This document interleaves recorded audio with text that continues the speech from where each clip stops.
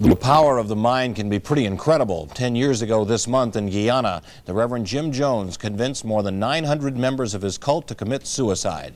But the power of the mind can be used for fun and harmless things too, like levitating. Tonight in his 9 News Extra, in their 9 News Extra, Ward Lucas and John Fosholt of our investigative team say, don't you believe it?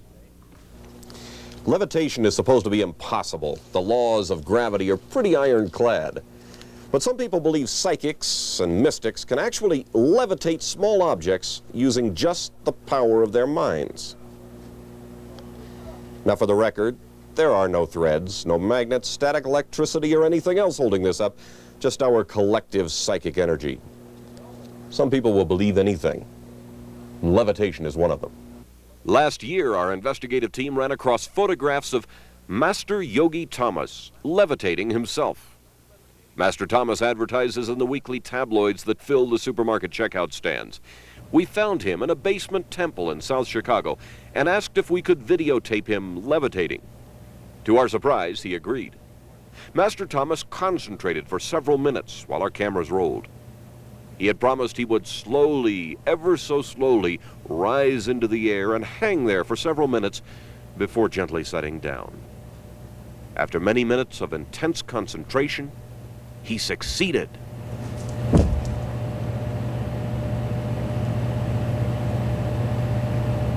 Did you get those all right? Yes. Actually, it happened pretty quickly. We asked for a second demonstration. How was that? Master Thomas was most anxious to see our videotapes because he had never seen himself levitate on TV. He will now. What's wrong with believing in the paranormal? Sometimes occult beliefs can be downright dangerous to your health. Last year we exposed a psychic surgeon who was using sleight of hand to apparently pull cancerous tissue out of critically ill patients.